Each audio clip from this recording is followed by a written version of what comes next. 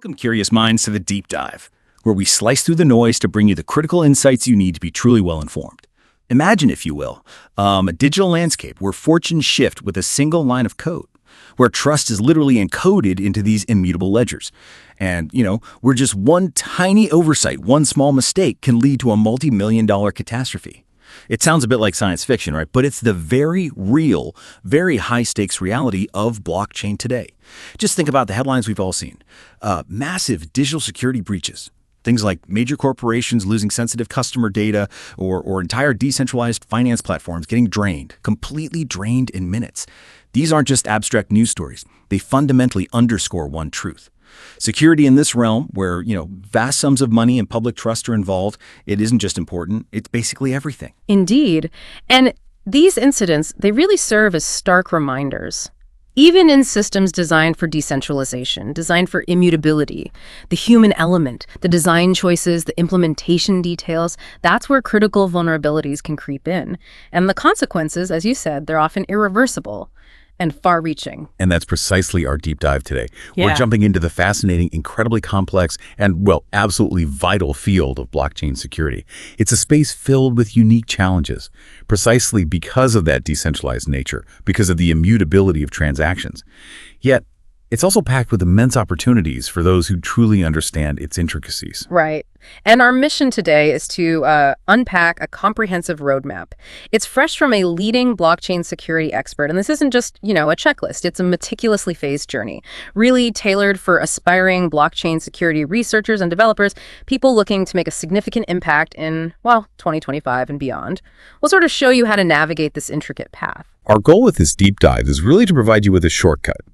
We're going to distill the essential skills, the core knowledge, the crucial mindset required, not just to understand, but maybe even to master this highly specialized and impactful field. So whether you're aiming to become an expert yourself, or you just want to grasp what makes blockchain robust or maybe dangerously brittle, this deep dive will hopefully illuminate the entire path for you. We'll explore this progressive, phased learning journey, emphasizing that it's far more than just, writing code. It involves a holistic understanding of vulnerabilities, the most rigorous testing methods, and even a deep appreciation for the human factor in security. It truly is a foundational journey. It starts from the very basics, yes, but everything is viewed through that critical security lens. Okay, so let's unpack this, starting with phase one. Building the bedrock, the absolute fundamentals of security and programming. This initial phase, as our source meticulously outlines, it's all about establishing a rock-solid theoretical and foundational understanding before you even think about the more practical, hands-on stuff. Yeah. It is like the absolute prerequisite knowledge. It underpins everything else you'll learn in this field. Precisely. The roadmap makes it unequivocally clear. The first step when it comes to programming languages is Solidity. It explicitly prioritizes Solidity as the starting point for smart contract development. That's interesting because, some might argue starting with a broader, more general language first, like Python or Java, gives you a stronger programming foundation overall. So what's the core argument for putting Solidity right at the front? And I guess, does that come with any trade-offs for someone just starting out? That's a very fair question to ask. The core argument for starting with Solidity really stems from its direct, almost exclusive link to smart contract creation, especially on platforms like Ethereum. It's purpose-built, for writing these self-executing, immutable contracts that often manage significant value. So by immersing yourself in Solidity right away, you gain this accelerated understanding of the specific environment, the constraints, the inherent security considerations of smart contracts on the blockchain. You're learning the rules of the exact game you intend to secure.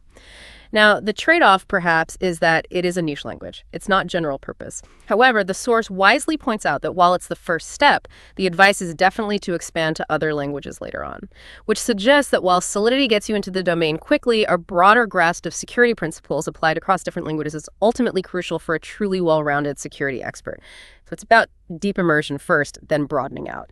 Okay, so it's like learning the specific language of the vault you want to secure first, then figuring out how it connects to the rest of the bank. That makes a lot of sense. The roadmap then gets into core programming concepts, but emphasizes these go way beyond just syntax, highlighting things like, variables and loops. Now, for people who already code, that might sound almost too basic. What makes these fundamentals so uniquely dangerous, I guess, in the blockchain context? It's precisely because in smart contracts, every single operation carries immediate, often significant financial weight, and it's immutably recorded on a public ledger. There are no takebacks. So a standard integer overflow or underflow where a number goes above its maximum or below its minimum value, that might just cause a weird glitch in a normal app. Well, in a smart contract, that same glitch can lead directly to devastating financial exploits. Imagine an attacker manipulating a balance to some crazy high or low number, just bypassing critical checks because of variables, say I want probability 6, just wrapped around. Similarly, bad loop conditions. They can cause infinite loops, leading to denial of service by burning all the gas or just making the contract totally unusable, locking millions potentially. So these basic concepts, when you mishandle them here, they become incredibly high-stakes vulnerabilities. It's this unique, decentralized environment that raises the stakes so much. That distinction about the stakes, yeah, that really crystallizes the challenge. It's not just about getting the code right, it's getting it right, because the consequences of failure are so immediate, so severe, and permanent on that immutable ledger. Okay, then the roadmap jumps to object-oriented programming, OOP, specifically in JavaScript.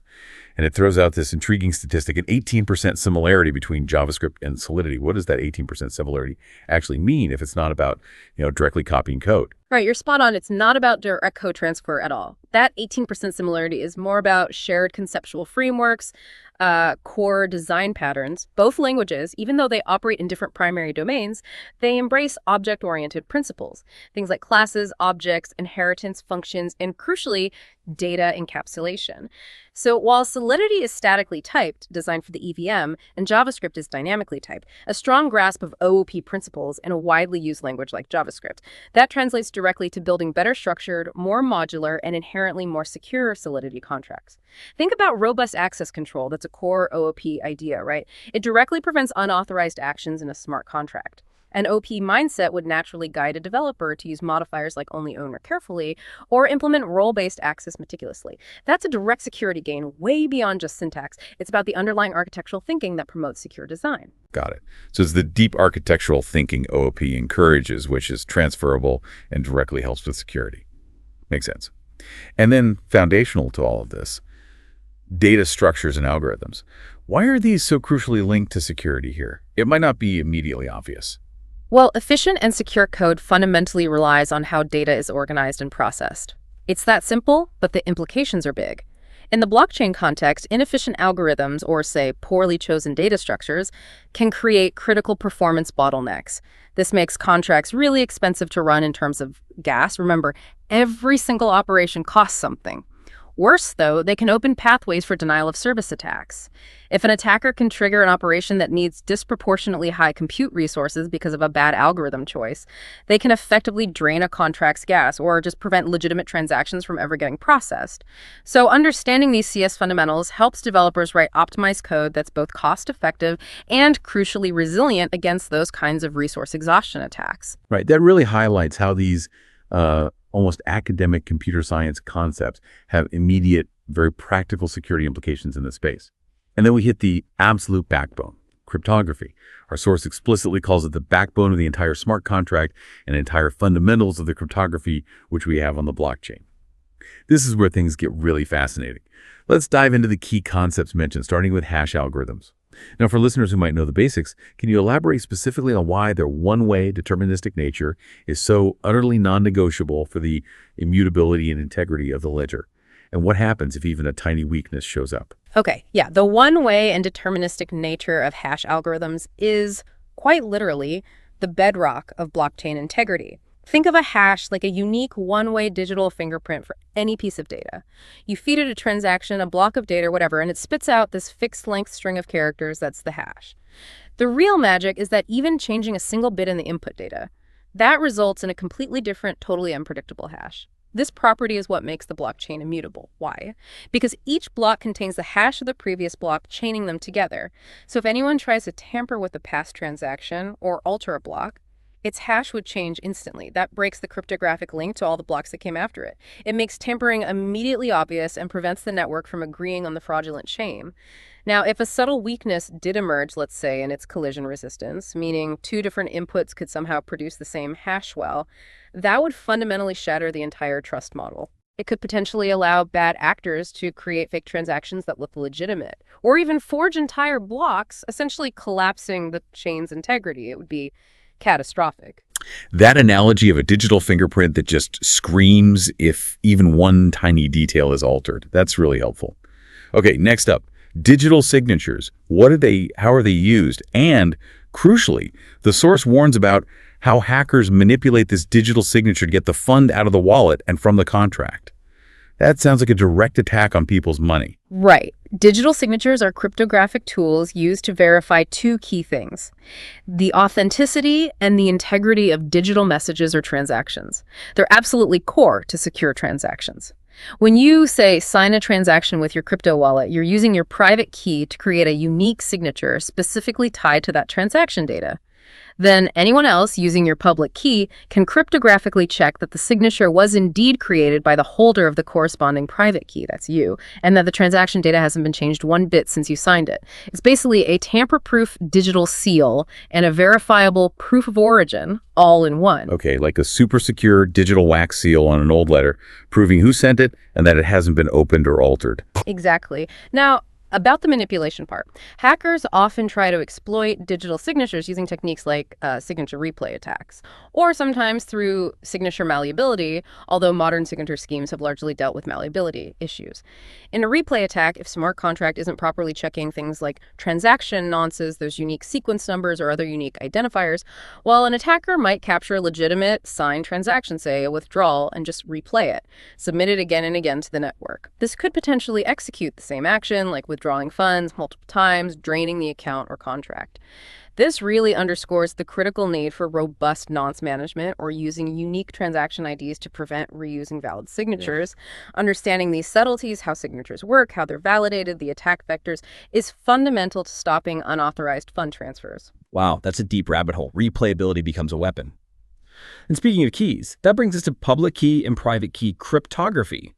What are their distinct roles in securing transactions, verifying ownership, encryption, and how does this fundamentally keep, our crypto wallet safe? This asymmetric key pair, public and private, is the absolute core of how secure ownership and transactions work on a blockchain. Your public key is kind of like your bank account number. You can share it freely. People use it to send you funds, or they can encrypt messages specifically for you using it. Your private key, though, that's your absolute secret. It's like the PIN for your bank card or, the combination to your personal vault. It's the only thing that allows you to spend funds associated with your public address. It's what lets you decrypt messages sent to you. And most critically, it's what lets you sign transactions, proving you authorize them. Wallet security relies entirely on keeping that private key secret and protected if it's compromised. An attacker can sign transactions as you, effectively draining your wallet. No other authentication needed. The whole system hinges on the cryptographic difficulty, basically the impossibility of figuring out a private key just by knowing the public key, and the near impossibility of guessing a private key. It's the ultimate control mechanism. So fundamentally, if you get how these crypto primitives work, you really start to grasp not just how blockchain claims its security, but also where its inherent vulnerabilities might lie, where those critical single points of failure might be, even in a decentralized system. And this isn't just for aspiring developers, right? It's absolutely key for anyone to comprehend the security claims and the risks associated with any blockchain app they might use or invest in. Absolutely. This foundational knowledge, it's just non-negotiable if you want to be genuinely well-informed about this technology. Okay, that brings us really nicely into phase 2. Mastering the ecosystem. This is where we shift from those crucial theoretical foundations to more practical application. Programming, yes, but also getting a deeper feel for the blockchain environment itself. This phase sounds like where the learning becomes less abstract, much more hands-on. Yeah. The source describes this as the actual programming part. This is where you truly master Solidity, and that means more than just knowing the syntax. It's about the practical realities, writing contracts, deploying them, testing them rigorously, grappling with real-world coding challenges, and understanding precisely how your code will behave in a live blockchain environment. It's really the difference between, say, studying a map and actually navigating the terrain, hitting every pothole, finding every shortcut. And after mastering Solidity, the roadmap strongly recommends expanding to JavaScript and TypeScript. JavaScript is the main recommendation. Why JavaScript? What makes it so powerful in the broader blockchain ecosystem, especially after dedicating all that time to Solidity first? Well, JavaScript is just immensely powerful in the broader blockchain world because it's fundamentally the language of the web. While Solidity handles the on-chain logic, the smart contract itself, JavaScript, often used with frameworks like React for the front end or Node.js for the back end, is absolutely crucial for building the decentralized applications, the dApps, that users actually interact with. It's used for everything from connecting to blockchain networks, sending transactions, reading data from contracts, to automating all sorts of off-chain processes. And TypeScript, as the source notes, it's an easy switch from JavaScript. It adds type safety, which can eliminate a whole class of programming errors that in a blockchain context can easily turn into security vulnerabilities. So mastering JavaScript means you can build that entire user-facing layer that talks seamlessly to the secure contracts you built in Solidity. It makes you a full-stack blockchain security pro, essentially. Right. So it's about understanding the whole picture, not just the contract layer in isolation, because that user interaction layer is definitely another major place where things can go wrong. Okay, then we move into a deep dive into blockchain architecture itself.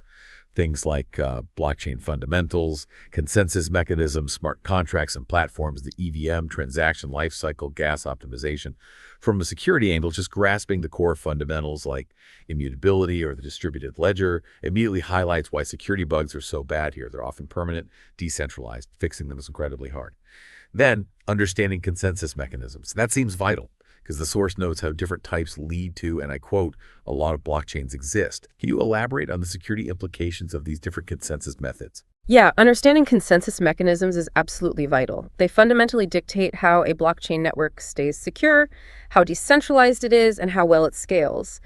Different mechanisms like the computationally heavy proof of work, POW, that Bitcoin and early Ethereum use, or the more economically driven proof of stake, POS, that Ethereum uses now, they have distinct security models, different energy footprints, different ways they resist attacks.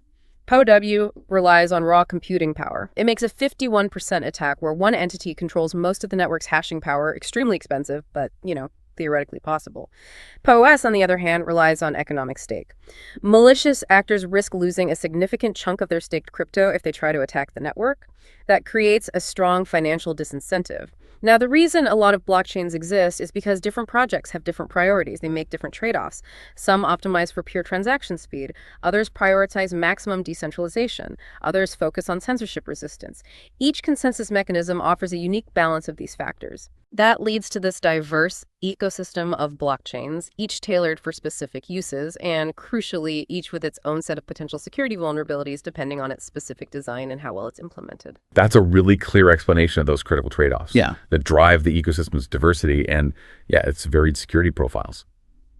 And then the EVM, the Ethereum virtual machine, it's highlighted as really powerful because, quote, most of the EVM compatible chain you will find that how you can build on top of it. What makes the EVM so significant from a security perspective? Great. The EVM is essentially the global decentralized computer that executes smart contracts on Ethereum and, by extension, on a whole host of other chains, too.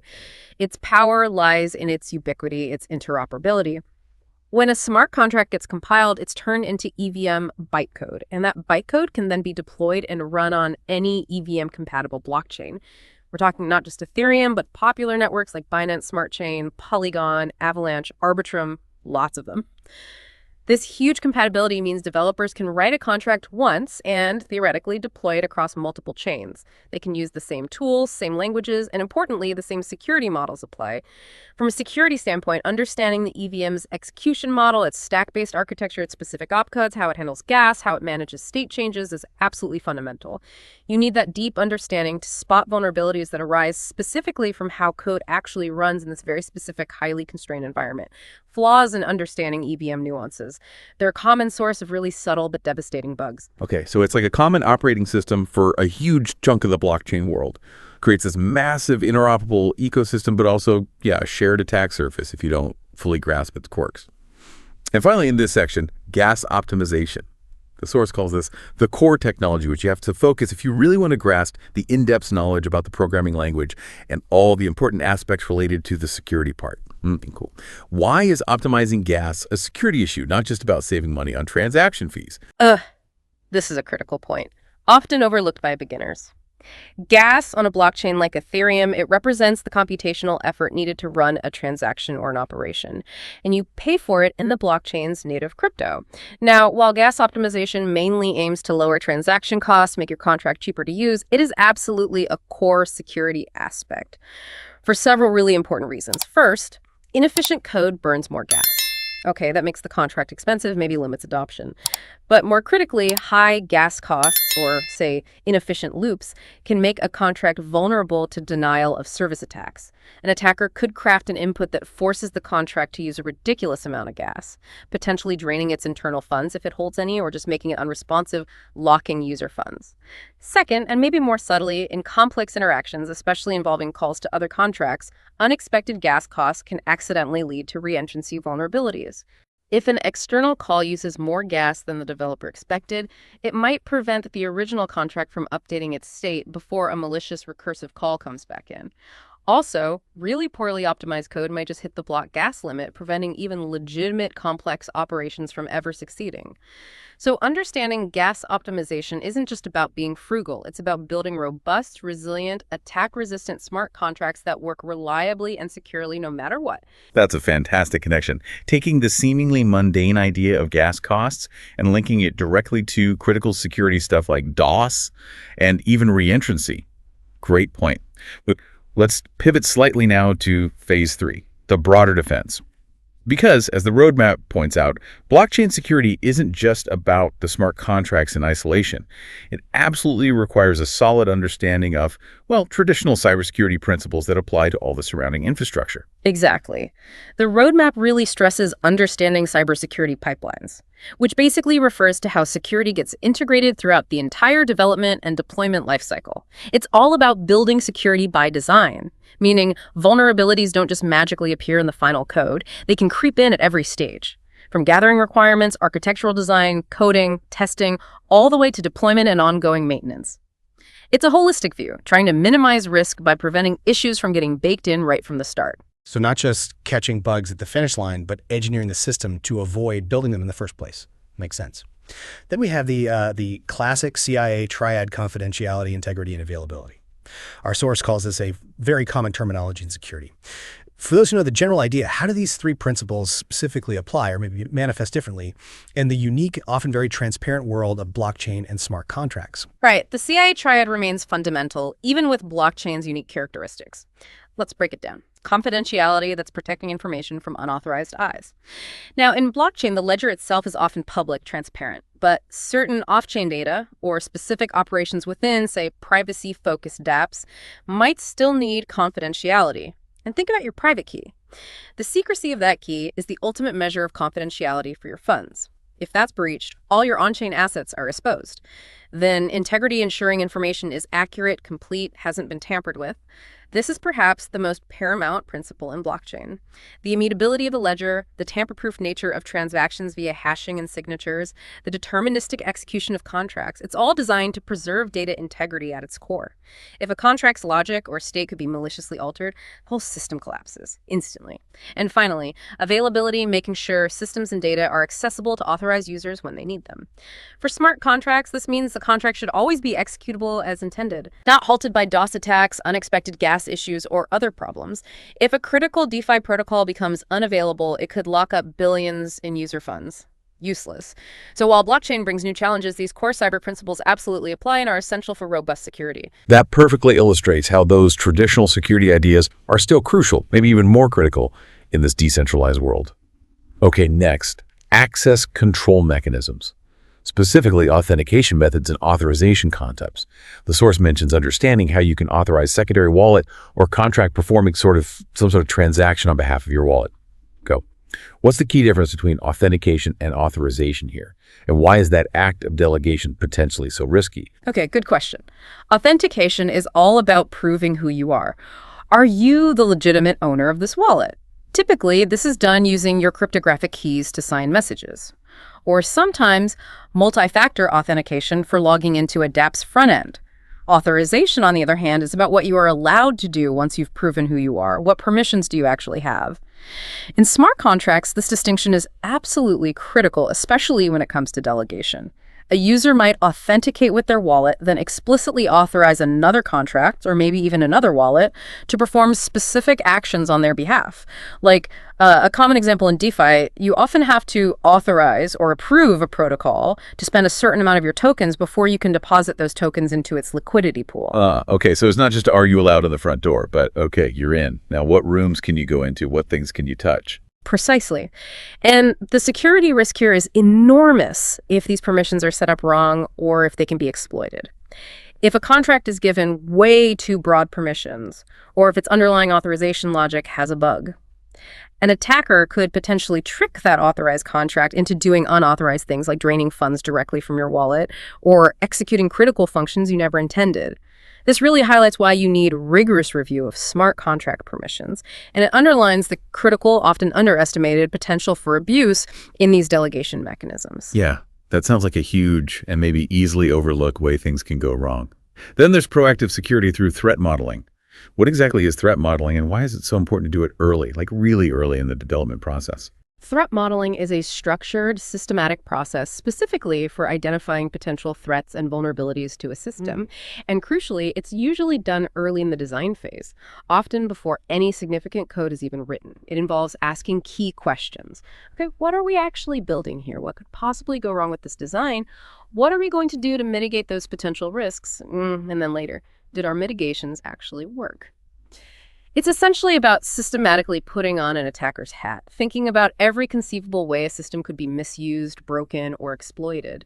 Its proactive nature is paramount because it lets developers and security teams design security controls into the system from the ground up, instead of trying to patch vulnerabilities reactively after deployment, which is way more expensive, often too late, and frequently impossible in the immutable world of blockchain. So it's like sketching out all the potential weak points on the architectural blueprint before you even start laying the foundation stones. Makes sense.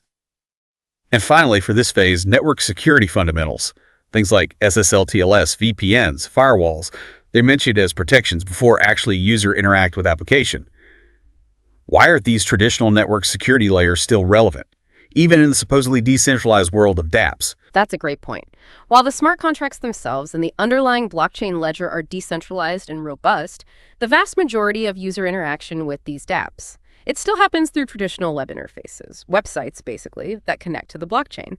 And these web interfaces, just like any website, rely heavily on standard network security measures. SSL TLS encrypts the communication between your browser and the dApp's front-end server, prevents eavesdropping, stops tampering with data in transit.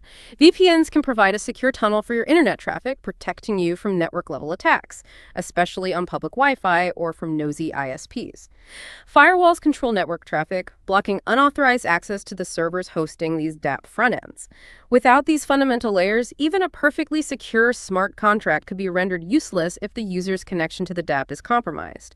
That could lead to phishing attacks, malicious code injection into their browser, interception of transaction details before they're even signed. It really underscores that blockchain security is a holistic challenge. It extends far beyond just the contract code. It includes the entire user experience and all the surrounding traditional infrastructure. That's a crucial point. The weakest link might be outside the chain itself, in that traditional web stuff that talks to it. Okay, this leads us right into phase 4. Fortifying smart contracts. Now we're zeroing in on the specific security challenges inherent to the smart contracts themselves, focusing on common vulnerabilities and how to prevent them with robust testing and secure coding practices. Yeah, and this phase kicks off with a really vital piece of wisdom: learning from past exploits. The source emphatically states how important it is to understand past contract compromises to, quote, prevent those common patterns. This is where theoretical knowledge truly meets harsh, real-world consequences, often involving staggering financial losses. For security researchers, it's not just about finding brand new, novel bugs. It's about meticulously studying the history of exploits, reading the postmortems of major hacks like the DAO hack or the Poly network incident. You need to understand the recurring issues, the evolving attack methods, the types of vulnerabilities that are frequently missed. This historical perspective allows professionals to proactively build more resilient systems and critically avoid repeating incredibly costly mistakes. It's like an ongoing, vital education drawn from past failures. It's like performing a forensic analysis of past battles to prepare for future ones, building up this historical library of attack patterns. Smart.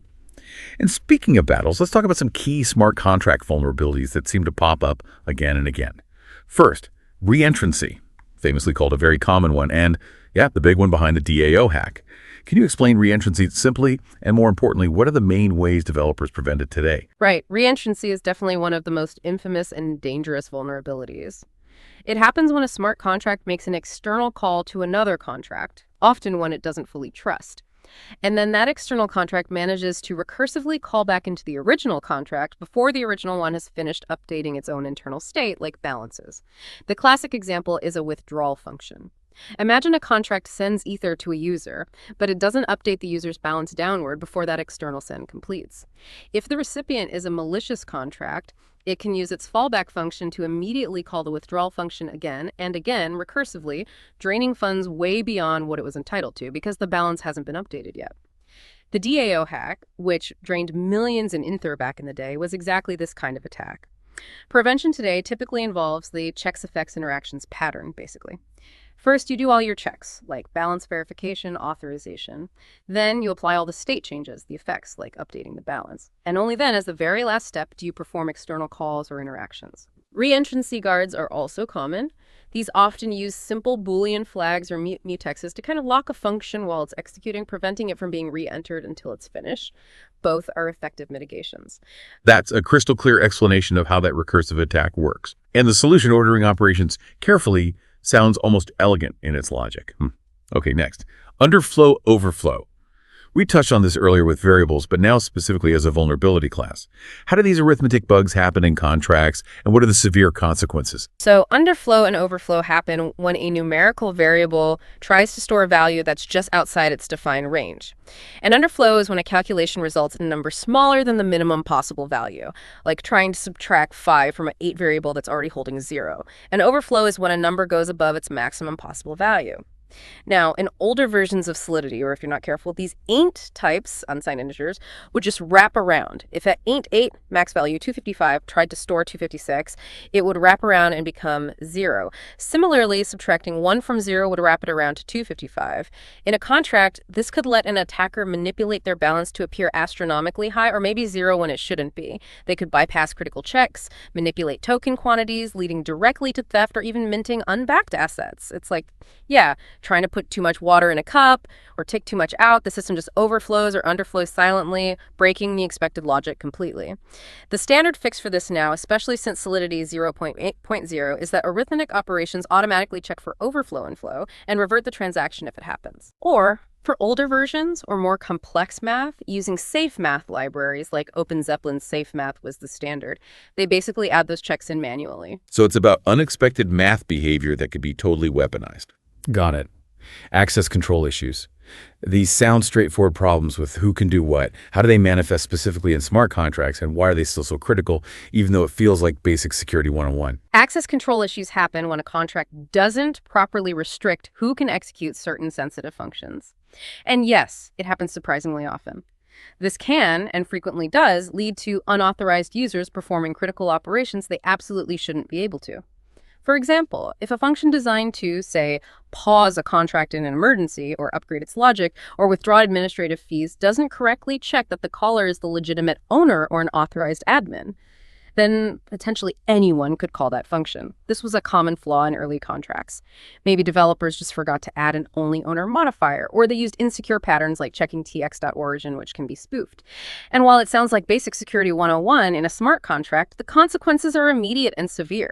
It could mean unauthorized fund drains, complete contract shutdowns, total compromise of a protocol. Proper implementation of role-based access control, where different roles like owner, mint, or pauser have distinct, strictly defined permissions, and the careful use of modifiers like only owner are absolutely essential to prevent these kinds of exploits. Yeah, this one really highlights how the immutability makes even a seemingly simple access control mistake a permanent, potentially devastating vulnerability. No easy patches later. Okay, then we'll have front running. This one feels a bit more sophisticated, playing with timing. What exactly is front running in the blockchain context, and why is it such a persistent headache? Front running is a type of attack where a malicious actor, often a bot, watches the public mempool, that's the waiting room for transactions before they get included in a block. They spot a pending transaction they want to exploit, maybe a large trade on a deck. Then they quickly submit their own transaction with a slightly higher gas price. That higher gas price incentivizes miners or validators to include their transaction first ahead of the one they spotted. The goal is almost always profit. For instance, on a decentralized exchange, if they see a huge buy order for token X pending, the front runner can quickly buy token X at the current lower price. Then the large buy order executes, pushing the price up. Then the front runner immediately sells their tokens for a quick profit. They essentially cut in line digitally and exploit the information revealed by pending transactions. Mitigations exist, things like commit reveal schemes, where the details of a transaction are hidden until it's mined, or using private transaction relays. But it remains a persistent challenge in transparent public blockchain environments simply because the mempool is, well, public. It's exactly like seeing someone about to place a huge price-moving stock order and quickly trading just ahead of them because you know it will move the market. Very clever, very hard to stop completely. And then the flash loan attack. This one always sounds incredibly advanced. Using uncollateralized loans for nefarious purposes. How does that actually work? Flash loans are a really unique, powerful tool in DeFi. They let users borrow massive amounts of crypto, sometimes hundreds of millions or even billions worth, with zero collateral up front. But there's a critical catch. The loan must be borrowed and repaid within the same single transaction block. The atomic transaction part is key. It all has to succeed together or it all fails together. An attacker leverages these huge temporary flash loans to manipulate asset prices across different DeFi protocols, all within that single indivisible transaction. For example, they might borrow a huge amount of USDC with a flash loan, use it to buy up tons of token Y on one decentralized exchange, artificially pumping its price way up. Then they immediately go to a different lending protocol that uses that first DX's price feed as an oracle. They use their now artificially valuable token Y as collateral to take out a massive loan of a different asset, say Ether. Finally, they sell some of the borrowed Ether to repay the original USDC flash loan plus fees and pocket the difference, all in one block. If at any point they can't repay the flash loan, the entire transaction just reverts, like it never happened. No risk to the lender. So the security risk isn't really in the flash loan itself. It's in how it gives attackers enormous temporary capital to amplify existing vulnerabilities in other protocols, exploiting weak price oracles or subtle flaws in economic logic. Wow, so it's like a financial superweapon that exploits weaknesses in separate but interconnected DeFi protocols. It really highlights the extreme composability, the interconnectedness of DeFi, making it such a target-rich environment. Okay, with all these nasty vulnerabilities floating around, rigorous testing is obviously paramount. The source mentions Hardhat and Truffle for writing unit tests and test the contract. Cousins, what's the vital role of unit testing specifically in smart contract development, given these incredibly high stakes? Oh, unit testing is absolutely vital, non-negotiable, really. Frameworks like Hardhat and Truffle, they provide these comprehensive environments for developers to write automated tests. These tests rigorously check specific units of code individual functions, maybe small components in isolation. This lets developers confirm that each piece of their smart contract behaves exactly as expected under all sorts of conditions, including edge cases, error conditions, normal operation. For security specifically, this means systematically testing for potential attack vectors, making sure vulnerabilities like reentrancy or overflows are just not present, and doing this before deployment.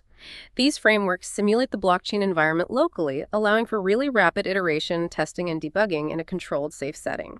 The source highlights this section as very important because, frankly, robust unit testing catches a huge percentage of bugs and potential vulnerabilities early. It prevents them from ever reaching the live blockchain where they could be exploited for irreversible losses. Yeah, that's a clear case for why testing isn't just some development best practice checkbox, but a critical security gatekeeper here. This takes us neatly to Phase 5, the auditor's toolkit. Now the focus shifts from writing secure code yourself to actively finding vulnerabilities using specialized tools and methods. This really emphasizes the crucial role of independent auditing, doesn't it? Yes, absolutely. While developers definitely need to test their own code thoroughly, independent security audits provide that vital, additional objective layer of scrutiny. The source describes this phase as mainly focused on tools and the software we have for testing our smart contracts.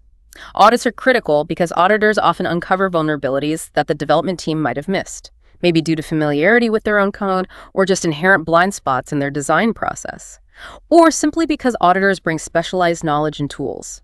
It's a critical, often mandatory step before deploying any high-value contracts or protocols onto the main network. Okay, so what kinds of tools are typically in this auditor's toolkit? The roadmap mentions static analysis tools like the Slither framework, Manticore analysis, and Securify. What exactly is static analysis in this context, and how do these tools help find problems? Right. Static analysis involves examining the contract's code without actually running it. These tools basically read the source code or sometimes the compiled bytecode and look for known patterns of vulnerabilities, common anti-patterns, or logical flaws based on a predefined set of rules. Tools like the Slither framework are incredibly powerful here. They can automatically flag common issues, potential reentrancy, integer overflows, access control problems, use of unsafe functions, and much more.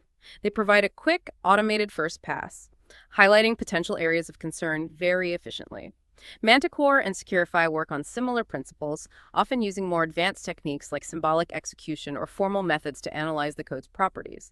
They help security researchers quickly triage the code, pinpoint suspicious segments that then warrant deeper manual investigation. Think of it like a highly specialized grammar and spell checker, but specifically looking for security flaws in Solidity code. Okay, so static analysis reads the blueprint, looking for potential structural flaws or known issues. And then contrasting that, we have dynamic analysis tools. Fuzzing, MythX, and core are mentioned. How does dynamic analysis differ? And maybe, what does core refer to here? Could you give an example of a bug dynamic analysis might catch that static misses? Right. Dynamic analysis, which often involves fuzzing, is fundamentally different. It's about executing the contract, actually running it, with a wide variety of inputs, often randomized or unexpected inputs. The goal is to observe its behavior and uncover edge cases or vulnerabilities that only show up during runtime. Unlike static analysis looking at code structure, dynamic analysis simulates real-world interactions and actively tries to provoke abnormal behavior. Fuzzing tools continuously bombard the contract with different inputs, monitoring for things like crashes, unexpected state changes, broken invariants, or other anomalies. MythX is a well-known security analysis platform that actually combines static, dynamic, and symbolic analysis techniques for more comprehensive vulnerability detection. Now, core, that's less specific. It likely doesn't refer to a single tool, but perhaps to the core principles of dynamic execution environments used in testing, or maybe a broader suite of runtime analysis tools that security firms might build or use internally as part of their core toolkit. As for an example, a subtle bug static analysis might miss, but dynamic testing could find. Maybe a complex reentrancy scenario that only happens after a very specific sequence of external calls and state changes. Or perhaps an edge case related to gas limits that only triggers under a very precise, complex set of transaction inputs and contract state. Dynamic tools can simulate these complex multi-transaction attack scenarios that are harder to reason about statically. That's a really helpful distinction. Static analysis checks the blueprint.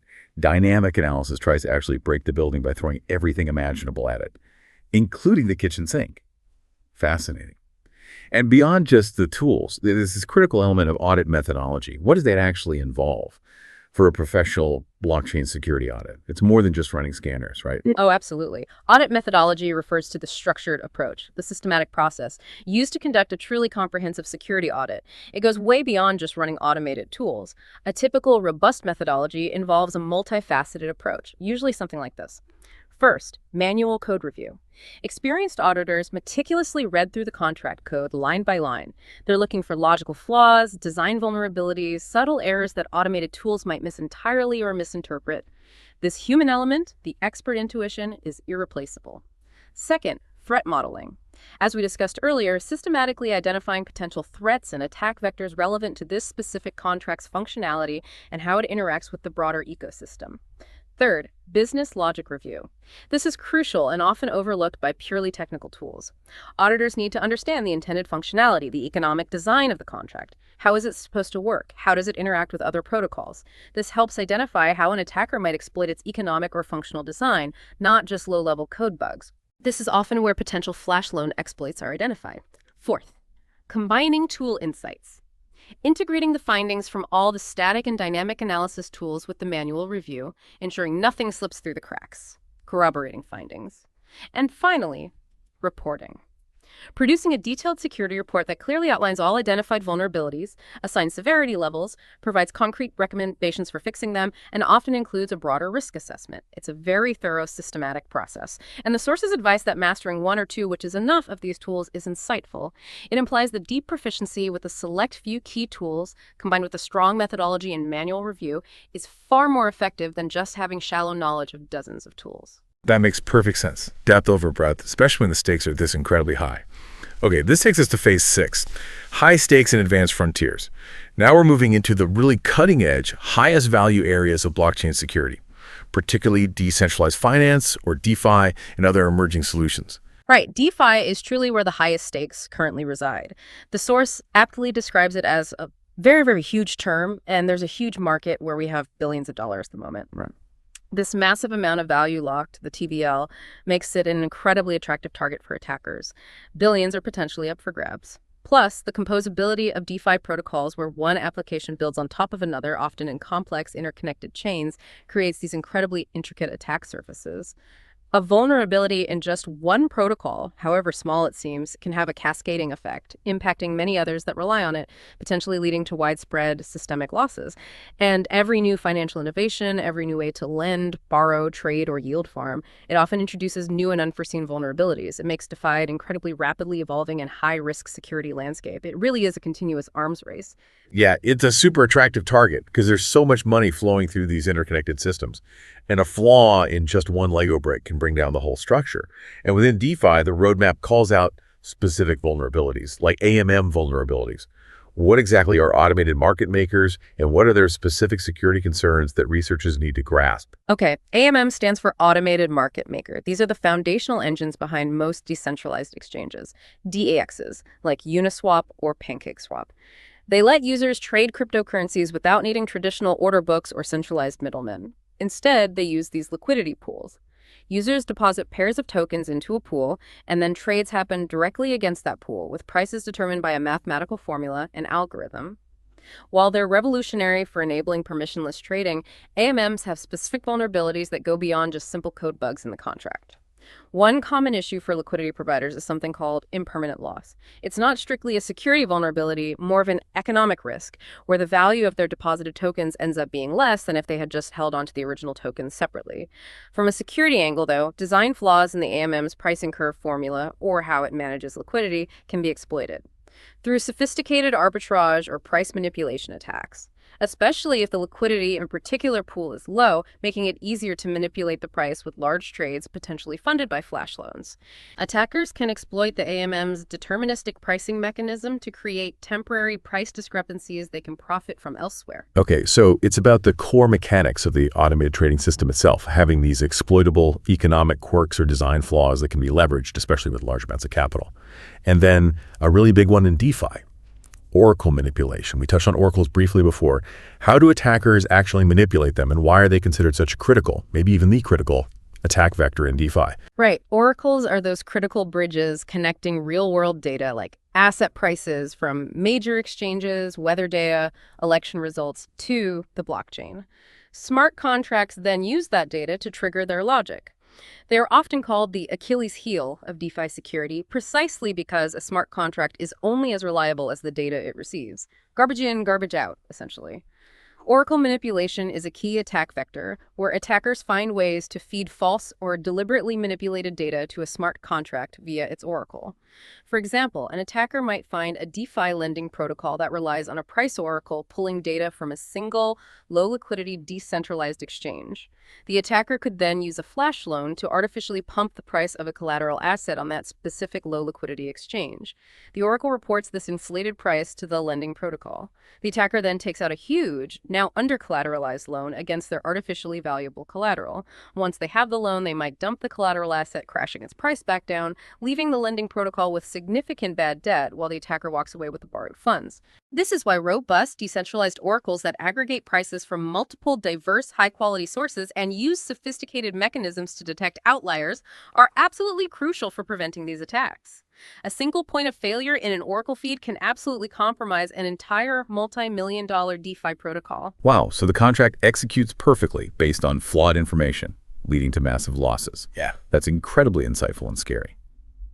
Beyond DeFi, what are some other emerging blockchain security areas mentioned in this advanced phase, like NFT security and Layer 2 solutions? Yeah, NFT security focuses on the unique considerations for non-fungible tokens. Those tokens representing ownership of unique digital items, art, collectibles, virtual land, etc.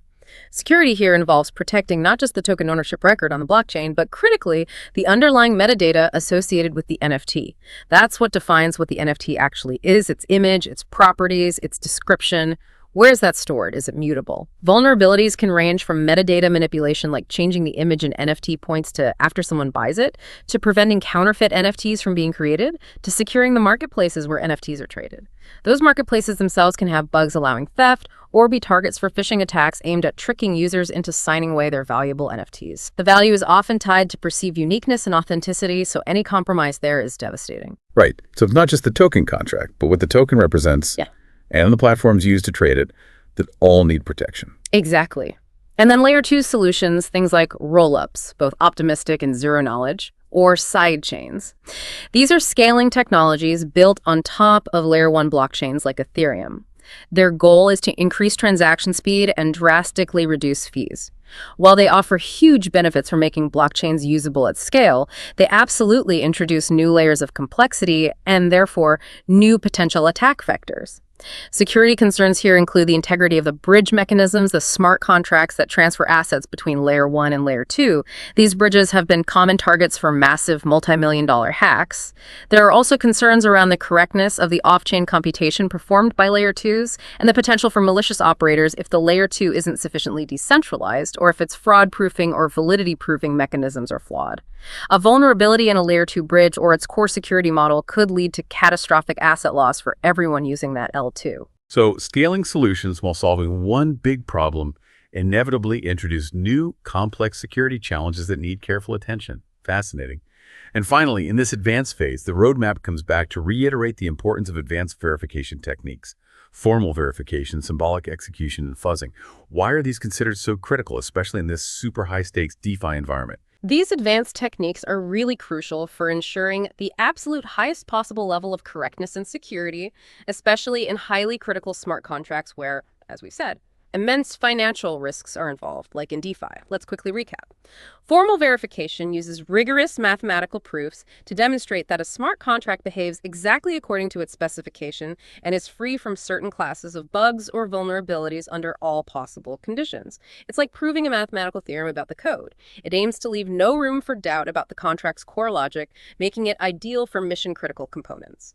Symbolic execution explores all possible execution paths of a program, but uses symbolic values for inputs instead of concrete ones. This allows it to systematically identify scenarios that lead to vulnerabilities by exploring the contract's entire state space, often discovering hard-to-find edge cases that random testing might miss. And fuzzing, as we discussed, remains a powerful dynamic testing technique, continuously hitting the contract with diverse, often unexpected or malformed inputs to uncover runtime errors, crashes, or security anomalies. In DeFi, where billions are on the line and the contracts are often incredibly complex and interconnected, these advanced techniques are increasingly becoming standard practice for top-tier audits and for ensuring the robustness of the protocols. They represent the ultimate level of security scrutiny we currently have. The ultimate level of scrutiny for these incredibly complex, high-value systems. Okay, this brings us to the final phase, phase 7, continuous growth.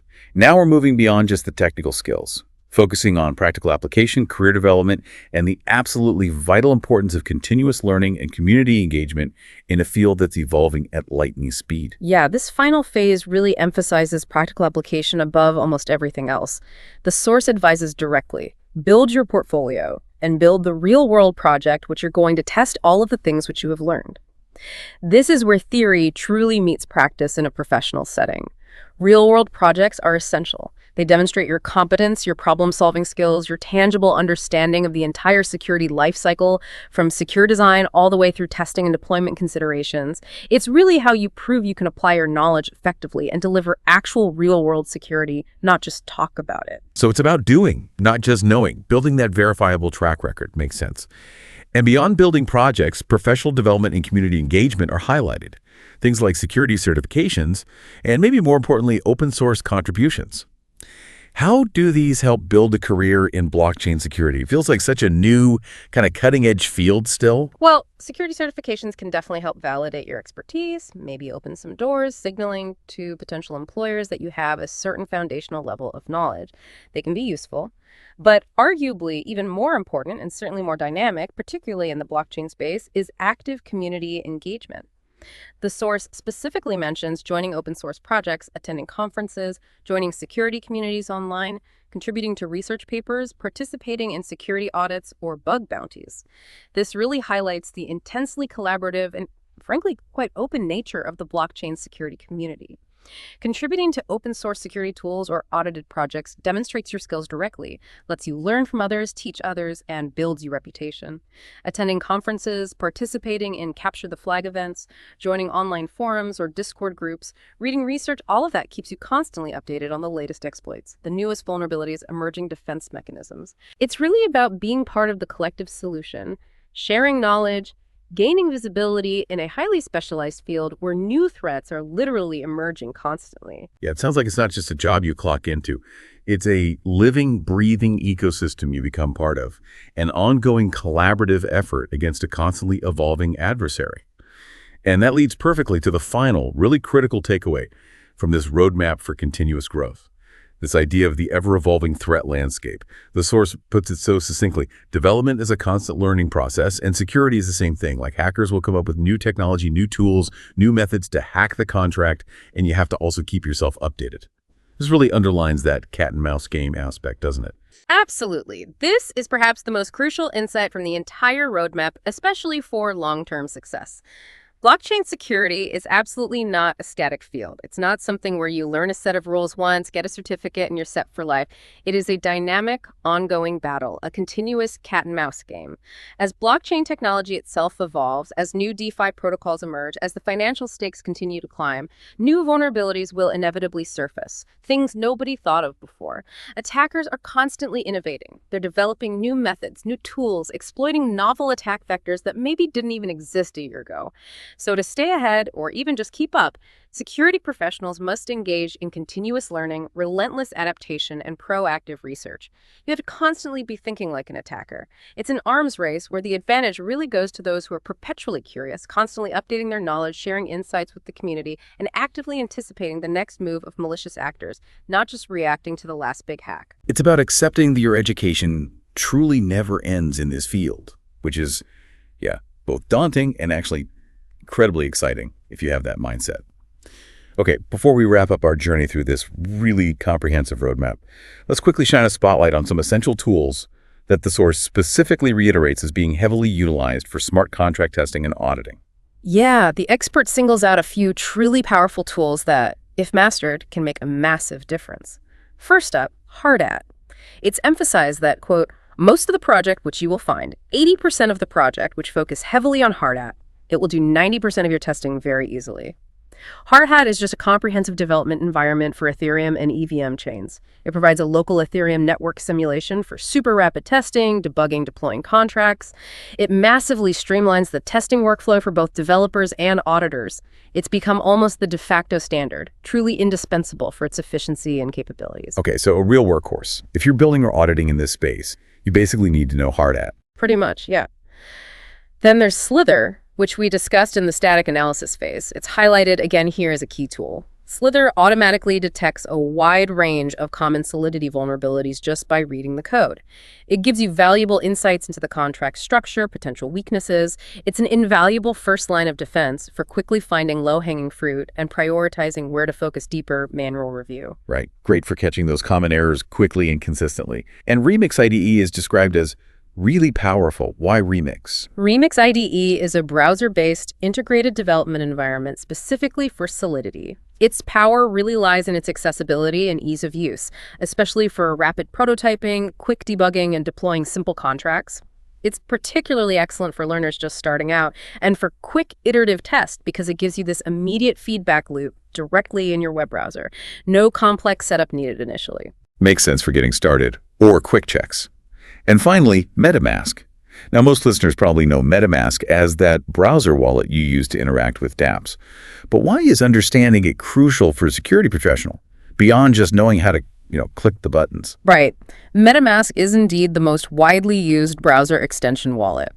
It serves as the primary user interface for most people interacting with blockchain applications. From a security pro's perspective, understanding MetaMask is crucial because it's the main gateway through which users connect to dApps and critically authorize transactions. Any vulnerabilities in how MetaMask itself interacts with dApps, or even simple user misunderstandings of its permission prompts, approve, sign, etc., can be exploited by malicious dApps or phishing sites. Knowing how it manages private keys within the browser environment, which has its own risks, how it handles transaction signing, how it communicates with dApps via injected providers, that's all essential for a holistic security outlook.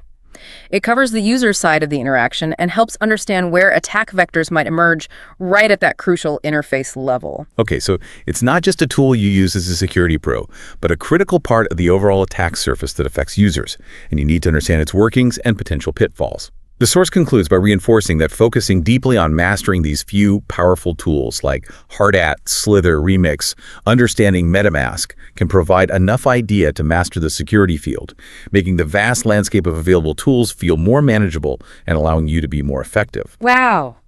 This entire roadmap, it truly paints a comprehensive, detailed, and frankly, incredibly challenging picture of what it takes. It really does. It fundamentally underscores the multidisciplinary nature of blockchain security. You need expertise ranging from traditional cybersecurity fundamentals to advanced cryptography, deep programming knowledge, economic understanding, even aspects of game theory. So what does this all mean for you, our listener? Well, whether you're actually planning to become a blockchain security expert, or you simply want to grasp the news headlines better when you see another DI hack, this deep dive, hopefully, provides a unique shortcut to being genuinely well-informed about a highly specialized and incredibly impactful field. It reveals the kind of robust defenses being built into these decentralized systems, helps you appreciate the immense complexity behind those often simplistic headlines about hacks, and gives you deep insight into a critical, evolving industry that is, like it or not, fundamentally shaping the future of finance and technology. It truly highlights the ongoing, immense challenge. And that leads nicely to a final provocative thought for you to consider. Given this relentless evolution of both blockchain technology itself and the attack vectors targeting it, how might the role of a blockchain security researcher need to adapt even further in the coming years? Especially as we see more real-world assets being tokenized, or as more traditional, heavily regulated financial institutions start entering the decentralized space. And maybe think about this. If decentralization aims to remove single points of failure at the network level, where do the inherent security vulnerabilities in the smart contracts built on top then truly lie? Is it purely in the code itself? Is it in the complex, often fragile interdependencies between different protocols? Or perhaps most critically, is it rooted in the limits of human understanding and interaction with that code, combined with the ever-present ingenuity of malicious actors looking for any edge? That's a powerful set of questions to chew on, long after this deep dive ends. Where does the risk ultimately reside? We really hope this deep dive has given you a clearer, more nuanced understanding of the meticulous, challenging, and absolutely vital work required to secure our increasingly decentralized future. Consider how these insights might apply to your own interests, whether in technology, finance, or even just your general digital literacy as you navigate this rapidly changing world. Thank you for joining us on the Deep Dive. We'll see you next time.